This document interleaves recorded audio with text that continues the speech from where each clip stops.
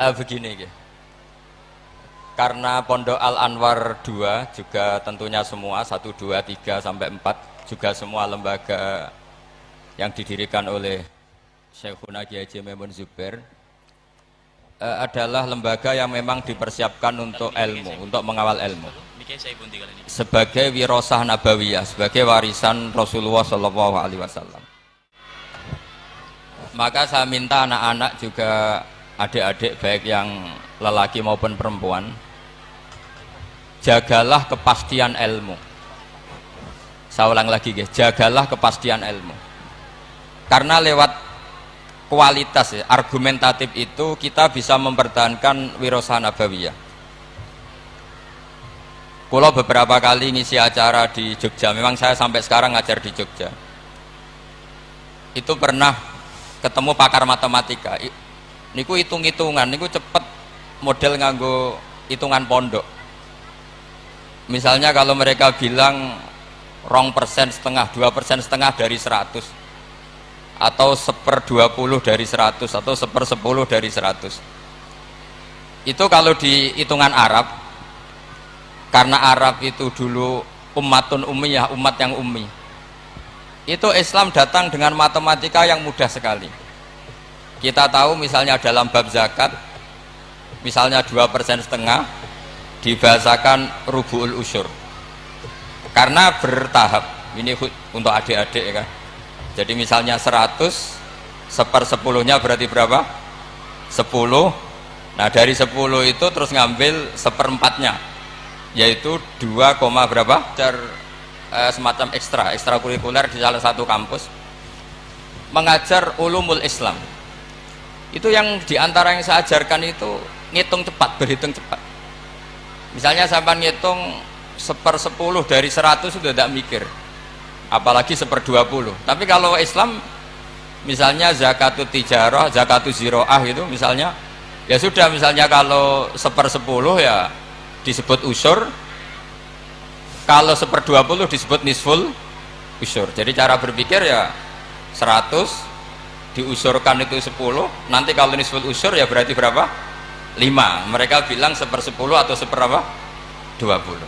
Sehingga kalau hitungannya miliar juga lebih gampang. Itu tadi misalnya 1 miliar usurnya berarti 100 juta, rubuknya berarti 25 juta, berarti per 1 miliar adalah 25 juta. Nah ini penting saya utarakan supaya Anda bangga dengan apa yang Anda pelajari di Pondok Pesantren Sarang. Jadi pastikan semua ilmu itu al-bayyinah. Al-bayyinah itu argumentatif secara jelas. Kita ini yang mengkaji Quran, mengkaji tafsir, itu betapa bangganya kita jadi muslim, jadi mukmin. Saya beri sekian contoh. Misalnya dalam tradisi pesantren Quran itu ada istilah sakta. Dan alhamdulillah tadi saya tahu betul di sini, alhamdulillah sekarang ada Gus Rokib, ada istrinya Gus Roji yang mengampu tahfidz. Saya senang sekali karena semua ini keluarga saya. Dan saya sama Gus Bab itu buyut saya kandung itu Mbah Maimunah, Mbak Yunya, Mbah Bedowi. Jadi senang sekali kalau di sini juga ada tahfidz, di Pondok Anwar juga ada garwanya Gus Naji, garwanya Gus Kamil.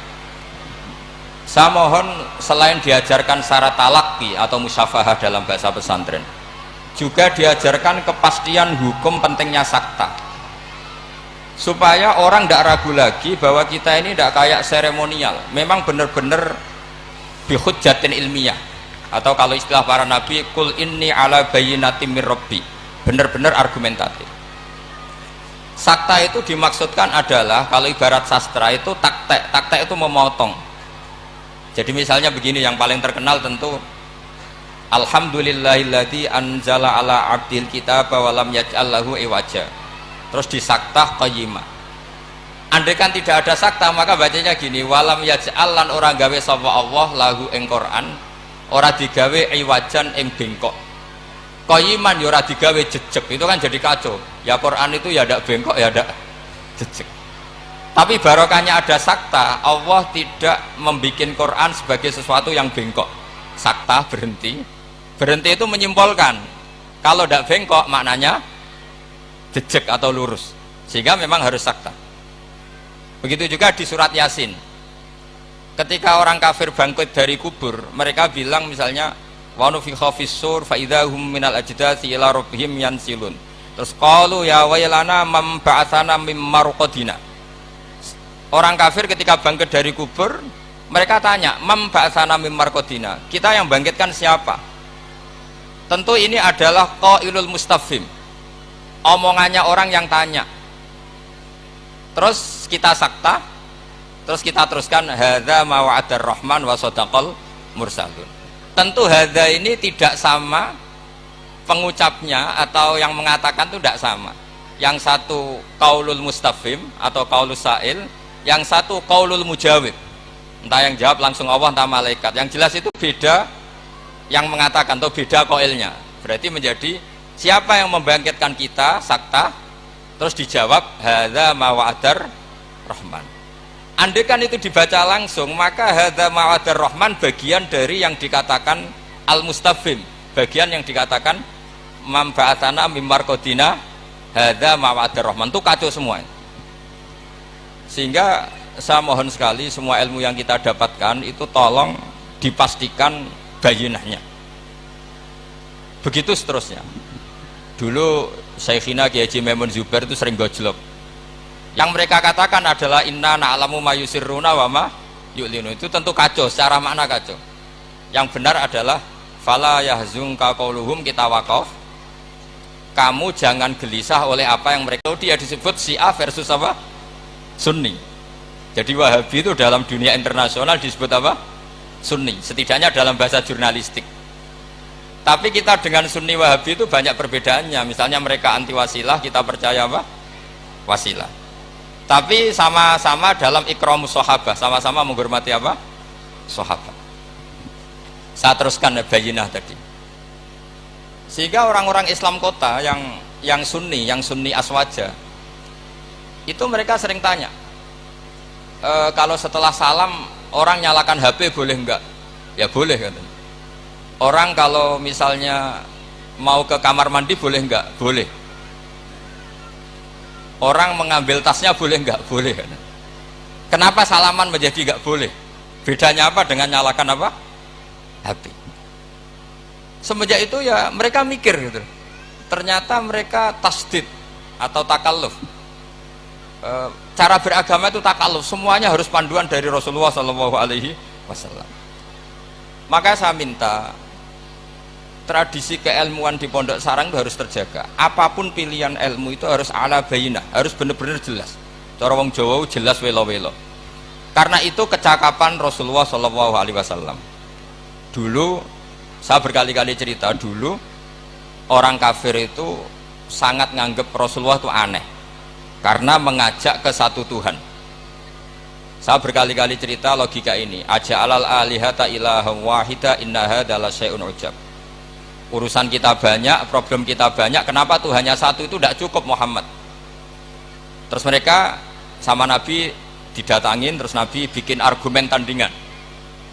Kalau kamu jadi pembantu lalu majikan kamu banyak, kamu suka enggak? Perintahnya beda-beda, seleranya beda-beda. Wah ya tidak suka Muhammad, nanti kita repot. Ya sudah, Tuhanmu itu majikan kamu, kalau banyak-banyak kamu yang repot. Ya sudah, Tuhan satu aja katanya. Itu namanya bayinah. Sehingga Allah mengajarkan itu secara jelas. Daraballahu mathalan rajulan fihi syuraka'u mutasyakisuna wa rajulan salamal lirrajul hal yastawiyani mathala alhamdulillah. Jadi zaman itu orang kafir pun langsung paham sampai bilang alhamdulillah. Allah membuat satu perbandingan, satu pembantu yang punya majikan banyak dengan satu pembantu yang punya majikan satu. Nasibnya baik mana? Tentu baik yang punya satu majikan. Akhirnya mereka paham Tuhan kamu adalah majikan kamu. Kalau bikin logika itu sesuatu yang nggak masuk akal saja, kalau lama dulu yang ngendikan itu masuk akal. Dulu Abu Yazid itu punya murid namanya Syakik Al-Balkhi. Dia orang kaya, biasa donatur pondok, biasa mendonasi pondoknya Abu Yazid. Setelah dia perjalanan dagang di satu Sahara gitu, di gurun pasir, ada burung yang patah sayapnya, patah kakinya. Ternyata tetap dapat rezeki, dikasih makan burung yang waras, yang normal. Singkat cerita, si murid tadi datang ke gurunya, Pak Guru, saya sekarang mau jadi orang zuhud, nggak mau jadi orang kaya. Ternyata orang paling lemah pun, makhluk paling lemah pun dapat rezeki. Terus cerita kejadian tadi. Terus sama gurunya ditertawain. Kamu mau jadi orang zuhud, orang jadi orang fakir, terus dikasih orang, di rumah orang. Ya, ternyata semua makhluk yang lemah pun dapat rezeki. Kata gurunya itu, gojol gurunya itu, lima dala tak tabiru anta. Kenapa kamu tidak iktibar dengan bitoir, katanya dengan burung yang waras yang memberi? Pikiran kamu kok aneh ya? Ingin kok yang diberi. Kalau sama-sama cita-cita ya seperti burung yang memberi. Terus beliau gurunya dalil al yadul ulya khairum al yadis sufla, bahwa tangan yang di atas lebih baik tangan yang di bawah. Akhirnya murid tadi mencium gurunya terus bilang, anta ustadi, kamu benar-benar guru saya. Lah kenapa saya cerita ini? Supaya sanad ini tersambung sampai Rasulullah SAW. Misalnya guru kita Mbah Mun ikut ngurusi negara, sehingga negara ini meskipun enggak negara Islam tapi ukuran negara itu sangat Islam. Logikanya gampang, kamu ikhlas negara ini diatur oleh orang-orang yang enggak sholat, yang narkoba, yang macam-macam, apa lebih suka negara ini diatur oleh orang yang sholat, yang meyakini kebenaran Islam? Tentu kita milih yang meyakini kebenaran Islam. Itu bisa didapatkan kalau dipandu ulama apa kalau dilepas ulama? Kalau dipandu ulama. Sehingga dalam kitab Minhajul Abidin diceritakan ada orang sufi yang merasa dunia sudah rusak, kemudian milih uzlah. Ketika uzlah, beliau mengalami satu kasuf ada hadis bilang, taraktum ummata Muhammadin fi aidil mubtadi'ah. Kamu enak-enakan uzlah di sini, tapi membiarkan umat dipimpin orang lain yang menyesatkan. Jadi mungkin kalau kita kumpul orang itu dosa, wong ngrasani, bedelok wong wedok macam-macam. Tapi ketika meninggalkan umat ini berarti kamu biarkan dipimpin orang lain, dan orang lain ini bisa tidak ahli sunnah, bisa orang yang sangat menyesatkan. Berarti uzlah juga punya sisi dosa. Akhirnya ulama ini kembali ke masyarakat dan menunggui masyarakat mengawal mazhab ahli sunnah wal jamaah. Jadi saya mohon adik-adik terlatih bahwa semua ilmu itu ala bayinah. Qul inni ala bayinatim mir rabbi. Semua nabi itu punya kemampuan menjelaskan. Itu yang disebut lam yakunil ladzina kafaru min ahlil kitab wal musyrikina munfakina hatta ta'tiyahumul bayyinah. Nah, kemampuan menjelaskan ini harus dimiliki anak-anak santri. Anak-anak Anwar 2 yang anak-anak masih belajar itu terutama harus belajar ilmu logika. Termasuk kitab kebanggaan saya itu kitab Syarah Bukhari. Beliau ketika menafsirkan hadis atau mensyarah hadis, salasun mangkunna fihi wajata halawatal iman. 3 hal ini kalau seseorang tahu atau faham maka menemukan halawatal iman, manisnya iman. Beliau mengartikan manis itu artinya enak. Enak itu nyaman. Nyaman itu tidak iskal, tidak galau. Terus beliau mencontohkan, andaikan agama ini tidak masuk akal, maka kita akan galau selama-lamanya. Terus beliau menyontohkan Jubair bin Mut'im, berarti Mut'imnya ya. Jubair bin Mut'im bin Adi, berarti Mut'imnya. Dulu zaman Nabi itu juga sudah ada orang ateis. Orang ateisme, kalau bahasa Arab dulu itu al-mu'attilah. Kalau bahasa Arab sekarang itu biasanya disebut syuyu'i. Orang-orang ateis itu nggak mau mikir, pokoknya bumi ya ono, langit ya ono, sebabnya apa ya mbah, pokoknya ono. Terus sama Islam diterangkan, Dalalah Mut'im ini datang ke Medina sebagai negosiator Asra Badrin, tawanan Badar. Dalalah Rasulullah pas baca surat Wattur wa kitabim mastur fi raqim mansur. Di antara itu ada ayat am khuliqu min ghairi syai'in am humul khaliqun. Masa alam raya ini, langit bumi yang maujudat, jadi bumi ini berstatus maujudah, kemudian maujudah ini diciptakan oleh adamiyah. Jadi kalau kamu berfaham ateis, artinya hadhil maujudat khalaqahal adam, ini semua yang maujud diciptakan oleh sesuatu yang tidak wujud. Kata Ibnu Hajar al Asqalani, andaikan Islam datang seperti itu, kamu tidak bisa tidur, akal kamu tersiksa. Karena kamu profesor kayak apa tidak bisa menemukan logika hadhil maujudat khalaqahal adam, bahwa maujud ini diciptakan oleh ketiadaan. Tapi Islam datang tidak seperti itu. hadhil maujudat khalaqaha wajibul wujud. Ini maujudat diciptakan oleh zat yang wajib wujud, yaitu Allah Subhanahu wa taala. Nah, dengan berpikir seperti itu ahlul akli nyaman. Nah, nyaman ini kata Ibnu Hajar Al-Asqalani menjadi halawatul iman. Jadi halawatul iman itu dimulai dari bayina, satu kejelasan yang sangat argumentatif yang kita insya Allah lanal itu yaminan walasimalan, sudah ada kemana-mana lagi. Nah, ini yang dimaksud Allah Subhanahu wa taala yusabbitu walladzina amanu bil qaulis tsabiti fil hayatid dunya wa fil akhirah. Jadi logika ini mapan sehingga kita misalnya jadi TKI sekalipun di negara Korea, di negara Uni Soviet tetap bawa tauhid. Karena logika tauhid, logika sing sibghatullah wa man ahsanu minallahi sibghah. Logika yang dibangun oleh guru-guru kita. Zaman anak-anak sekolah di musola, zaman TPQ, TPA, semuanya dibangun bahwa di antara sifat Allah pertama adalah sifat wajibil wujud. Dengan sifat wajibil wujud maka logika kita terbangun. Gak mungkin maujudat ini diciptakan sesuatu yang tidak ada. Pasti namanya yang ada, faktornya ya ada, bukan tidak ada. Nah, itu termasuk kenyamanan berpikir. Terus ketiga, kenyamanan sosial. Agama ini mengajarkan baik sama orang tua, takdim sama guru, sayang sama anak-anak, sayang sama yang lemah. Makanya kata ulama-ulama dulu, laulam yakun ma ja'a bihi Muhammadun dinan lakana fi aqlin nasi hasanan. Kalau saja yang dibawa Muhammad tidak di atas namakan agama, itu pun menurut logika akal sesuatu yang baik. Karena agama ini hanya mengajarkan yang baik-baik saja. Jadi saya kira demikian, pokoknya saya minta seminta-mintanya tradisi keluarga sarang bahwa semuanya bil ilmi itu harus dijaga. Karena ilmu ini pula yang sebetulnya yang kita berstatus warasatul anbiya. Al ulama warasatul anbiya, dan itu tentu bil ilmi. Fainal anbiya lam yuwarithu dinaron wala dirhaman wa innama warasu al ilma. Semua nabi itu tidak mewariskan dirham maupun dinar, tapi mewariskan apa? Ilmu. Dan ilmu yang paling pokok tadi adalah wirasa nabawiyah yang bayinah. Bayinah itu jelas welo-welo. Dengan seperti ini maka kita tidak terguncang lagi. Makanya saya pernah ketemu orang yang agak ekstrim. Pak Bak, dalilnya wong bar salat wiridan ya apa? Terus tak tanya, dalilnya nyalakan HP apa setelah salat? Ya enggak ada. Terus kata, saya punya teman kota yang ahli sunnah, ya agak aneh, orangnya orang kota. Kamu itu ditipu katanya, mengharamkan wiridan biar wong Islam ora tau eling pangeran katanya. Terus kepikiran dia, iya, aku wiridan di bid'ah-bid'ahno jangan-jangan diakali ben wong Islam ora eling apa? Pangeran. Kepikiran.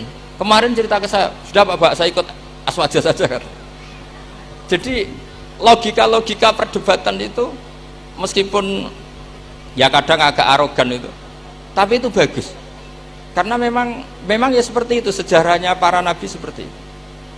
Jadi nabi itu punya kemampuan, saya ulang lagi, nabi itu punya kemampuan, punya fatona untuk bikin logika. Dan logika ini enggak terbantahkan. Makanya sifat nabi itu harus bersifat apa? Fatona, harus bersifat kecerdasan. Nah ini yang saya agak risau karena kefatonaan ini mulai terkikis. Anak-anak belajar mantek itu males. Yang bisa digo ngakali, jadi tidak untuk hujah ilmiah tapi untuk ngakali. Padahal dengan mantek itu nyaman, saya ulang lagi nyaman. Sebab itu ulama-ulama dulu kayak Imam Ghazali itu dulu mati-matian belajar mantek. Meskipun ya itu tadi tentu nggak bagus untuk semua orang. Tapi itu bagus karena untuk mengawal tadi, untuk mengawal Islam. Misalnya begini, saya pernah ditanya, Pak Bahak, kenapa Islam itu menghalalkan ghanimah? Kok Islam kayak penjahat perang gitu ya, sudah musuh kalah, hartanya diambil. Persenjataannya, hartanya diambil. Terus saya tanya, andai kan ada garong ke rumah kamu, kemudian pistolnya tertinggal, apa kamu bilang monggo dipendet malih nih gadane jenengan gitu? Apa kamu sita? Oh ya saya sita Pak Bak, nanti dipakai garong lagi. Ya kira-kira seperti itu. Kalau orang kafir senjatanya dikembalikan akan dipakai lagi. Jadi dulu selalu harus ada analogika, ada analogi. Makanya ketika Allah watil kal amsalu nadribu linnas wa ma yaqiluha ilal alimun. Semua aturan-aturan Islam itu sama Allah di analogi itu dikiaskan, supaya orang bisa berpikir. Kayak orang Arab dulu itu nyembah berhala, Lata, Uzza, Hubal itu disembah, padahal dari batu yang dipahat, dari batu yang dipahat. Terus Nabi memberi contoh itu begini, Daraba wa masalar rajulaini ahaduma abkam la yaqdiru ala syai'in wa huwa kallun ala maulah ainama yuwajjihu la ya'ti bi khair. Nabi bikin analogi gini, wahai para orang Arab, kalau saya punya pembantu yang buta, sudah buta, nggak bisa ngomong, abekam, bisu, mau nggak pembantu saya tak kasihkan kamu, kata. Wah ndak, Muhammad tuh merepotkan, bagaimana bisa bantu saya, dia buta, dia bisu. Terus kamu nggak mau Muhammad. Terus berhala kamu yang kamu sembah itu kalau tangannya protol itu yang dadani siapa? Ya saya. Kalau kotor yang bersihkan siapa? Saya. Terus Nabi Muhammad bilang gini, untuk jadi pembantu saja orang seperti itu kamu gak mau, masa kamu jadikan apa tuh? Tuhan. Tuhan kok ngerepoti itu. Mestinya Tuhan itu pantasnya direpoti, dimintain itu. Itu mereka akhirnya iman. Iya, pangeran kok ngerepoti, ono ngedusi, ono noto barang itu. Allah gampang sekali. Daraba wa masalar rajulaini ahaduma abkam. Abkam itu bisu. La yaqdiru ala syai'in, ndak mampu melakukan apa-apa. Wa huwa kallun ala maulah. Namanya bisu, tuli, itu hanya merepotkan yang punya. Ainama yuwajjihu la ya'ti bil khair, diarahkan kemana saja tidak membawa yang positif. Akhirnya mereka iman.